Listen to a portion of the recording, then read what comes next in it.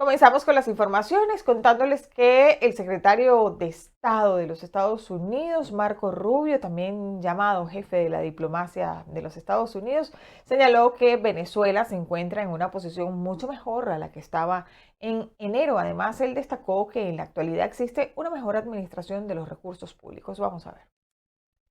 Según detalló, la riqueza petrolera ya no es desviada por la corrupción, sino que se destina íntegramente al pago de empleados públicos y a la dotación de hospitales, bajo un riguroso esquema de supervisión de Washington auditado por la firma KMPG.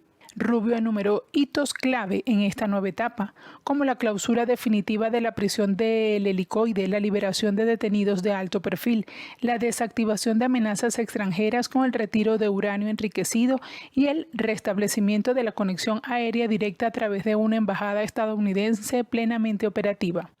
Sin embargo, la Casa Blanca advirtió que el escenario actual bajo autoridades interinas es de transición y aún no consolida una democracia plena.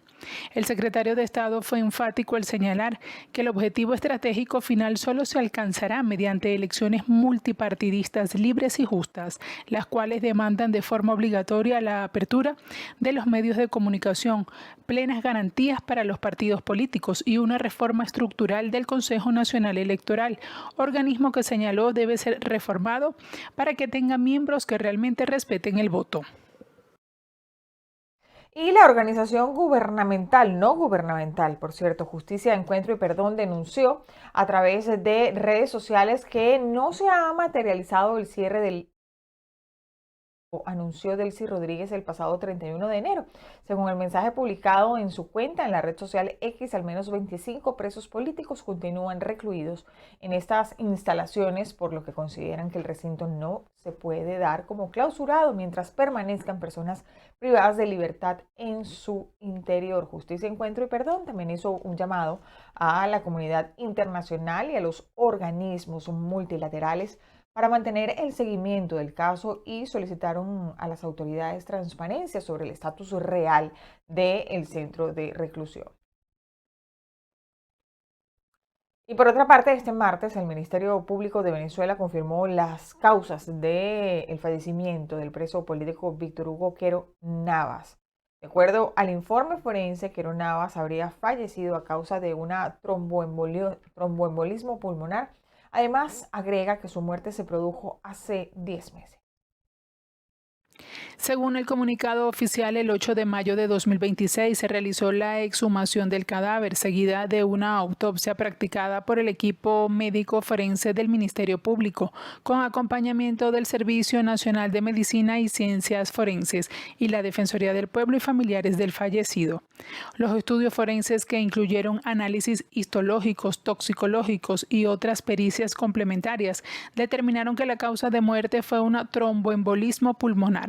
Los expertos no encontraron lesiones traumáticas en el cuerpo. Para confirmar la identidad de los restos, el Instituto Venezolano de Investigaciones Científicas realizó un análisis genético comparativo entre muestras óseas del cadáver y una muestra de sangre de la señora Carmen Teresa Navas, madre del occiso. El resultado arrojó una probabilidad de filiación biológica del 99.49%, confirmando plenamente que se trataba de su hijo. El caso había generado expectativa debido al tiempo transcurrido desde el fallecimiento. Los peritos estimaron una data de muerte de aproximadamente 10 meses a un año y por tratarse de un privado de libertad. Hasta el momento, el Ministerio Público no ha anunciado imputaciones ni ha señalado responsabilidades penal de terceros en el deceso.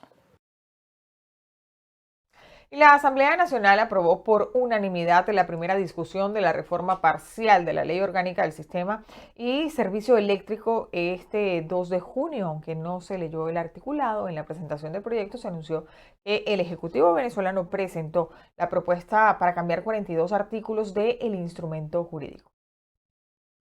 En consideración, las honorables diputadas y los honorables diputados que estén a favor de aprobar en primera discusión el proyecto de ley orgánica de reforma parcial de la Ley Orgánica del Sistema y Servicio Eléctrico, pero como tiene carácter orgánico, debo votar primero el carácter orgánico de la ley. Las personas que estén a favor con darle el carácter orgánico a esta ley a punto de ser votada en primera discusión, sírvanse a manifestarlo con la señal de costumbre. Unanimidad. Queda aprobado el carácter orgánico. Las honorables diputadas y los honorables diputados que estén a favor de aprobar en primera discusión el proyecto de ley orgánica de reforma parcial de la Ley Orgánica del Sistema y Servicio Eléctrico, sírvanse a manifestarlo con la señal de costumbre. Unanimidad. Aprobado por unanimidad en primera discusión el proyecto de ley orgánica de la reforma parcial de la Ley Orgánica del Sistema y del Servicio Eléctrico. Se remite a la Comisión Permanente de Administración y Servicio, así como también ha sido remitido la propuesta de ley presentada por una fracción política el día de hoy aquí, para que la Comisión de Administración y Servicio se sirva, en este proceso que empieza ahora de consulta, se sirva a analizar la propuesta de ley presentada. Y al menos 181 privados de libertad murieron en cárceles y calabozos policiales en Venezuela durante el año 2025, así lo documentó el informe anual del Observatorio Venezolano de Prisiones, donde alertaron además que desde el 2015 hasta el año pasado han muerto en custodia al menos 26 presos políticos en nuestro país. El Observatorio Venezolano de Prisiones alertó que tras varios años de descenso, las muertes en establecimientos penitenciarios registraron un alarmante repunte de 558% durante 2025, con 181 fallecidos, de los cuales al menos un 95% fueron por falta de atención médica oportuna. El 95% de las muertes fue por falta de atención médica. De 158 casos de muerte en cárcel, 51 fueron por falta de atención médica. Pero lo que nos llama la atención en este año 2025 es que las muertes en prisión aumentaron un 558% en comparación al 2024. Esto quiere decir que en el 2025 registramos 158 fallecimientos de personas privadas de libertad, mientras que en el año 2024 solo fueron 24 fallecidos lo que pudimos registrar, ¿vale? 151 personas privadas de libertad fallecieron por falta de atención médica, lo que representa el 95% de los fallecimientos que asocian a cuestiones de salud. La organización documentó durante 2025 situaciones relacionadas con violencia, salud, hacinamiento y condiciones de reclusión en distintos centros penitenciarios del país. En cuanto al hacinamiento, alertaron un riesgo crítico que se ubicó en un 176.83% y que apenas 1 de cada 4 privados de libertad cuentan con sentencia firme. Al tener 11.000, como les comentaba, 11.142 plazas no aprovechadas, hace que conviertas un hacinamiento en riesgo crítico. Un hacinamiento que se ha mantenido así por años y que es una situación que vemos que no está siendo solucionada, sino sigue esta política de cierre de cárceles, sigue esta política de no tener espacios necesarios o espacios que cuenten con las condiciones compatibles a la dignidad humana para albergar personas privadas de libertad. En cuanto al derecho a la salud en los centros de reclusión, el informe indicó que la misma no es garantizada en ninguna de sus etapas: prevención, diagnóstico, atención oportuna, tratamiento, seguimiento y rehabilitación.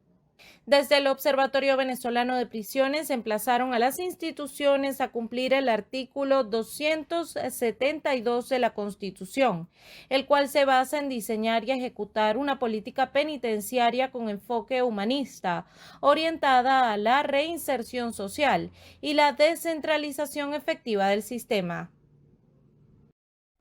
La Policía de Investigaciones, PDI, detuvo a José Carlos Pérez Asensio, ejecutivo del Banco Santander, investigado por presunta colaboración con el Tren de Aragua. Según la investigación, habría entonces facilitado varias cuentas bancarias. Vamos a ver. El operativo se llevó a cabo mediante un allanamiento de la Policía Civil a las dependencias de la entidad financiera que está ubicada en Agustinas con Miraflores, en el centro de Santiago, región metropolitana. El operativo fue denominado Operación Tokio. Tenía como objetivo desbaratar un brazo extorsivo de la organización delictual.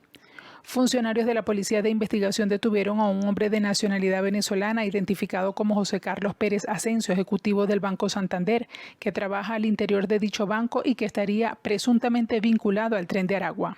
Según la investigación, el individuo habría facilitado varias cuentas bancarias a la organización criminal para depositar estos dineros. Hasta el momento el operativo deja 18 detenidos, entre ellos el funcionario bancario, quien estaría conectado con cuentas por donde habrían pasado cerca de 300 millones de dólares. Y Delcy Rodríguez anunció la puesta en marcha de una línea telefónica destinada a recibir denuncias sobre presuntos actos de extorsión dentro del sistema de justicia del país. 0800 Extorsión es el nombre de la nueva línea telefónica creada por Delcy Rodríguez para denunciar casos de presunta corrupción. Y a pesar de que hasta el momento no hay mayores detalles de su operatividad, es una herramienta que genera poca confianza ante los precedentes de este tipo de medidas sin efecto alguno dentro del sistema de justicia. Muchos de los presos políticos son familiares de perseguidos políticos que han sido extorsionados, que los tienen privados de libertad, esperando que se entreguen los verdaderos presos políticos a quienes quieren perseguir. Yo pudiera denunciar en esa línea, no sé qué cosa, extorsión, a toda la extorsión que ha hecho el gobierno para que se entreguen quienes a ellos persiguen. La medida, que ha sido cuestionada por especialistas en el área jurídica, está enmarcada en una reforma del sistema de justicia impulsada recientemente por el interinato y que inició con la modificación de la Ley Orgánica del Tribunal Supremo de Justicia y la ampliación de la cantidad de magistrados. Todo lo que gira en torno a esta campaña de cambio del sistema de justicia penal venezolano está infectado de populismo, está infectado de una campaña que trata de decirle al ciudadano que las cosas van a cambiar cuando no vemos ningún cambio. Yo estoy convencido que es más de lo mismo. Quienes han sido víctimas de extorsión por parte de cuerpos policiales afirman que este tipo de prácticas se siguen cometiendo, a pesar de la nueva etapa política que atraviesa el país y sin algún tipo de castigo a quienes cometen el delito amparados por el sistema de justicia. Hemos sido víctimas los estudiantes cada vez que a los cuerpos de seguridad del Estado les da la gana de decirle a un estudiante que por protestar en este país se lo pueden llevar al helicoide y si no tienen que pagar $2.000. Esos son casos de la Universidad Central de Venezuela. Yo creo que del dicho al hecho hay un trecho bastante grande y no sería la primera vez que las declaraciones de la señora Delcy Rodríguez queden solamente en palabras. Nosotros esperamos que esto se vuelva una realidad. No se puede permitir que más nadie en este país sea extorsionado. Importante destacar que este anuncio se hace justo en el marco de una supuesta consulta nacional de cara a la reforma del sistema de justicia penal venezolano, que ha sido señalado por años por parte de la comunidad defensora de derechos humanos en el mundo como un paredón de fusilamiento jurídico tanto para dirigentes políticos como para personas que se perciben como opositoras. Desde Caracas, para BPI TV, Joan Álvarez.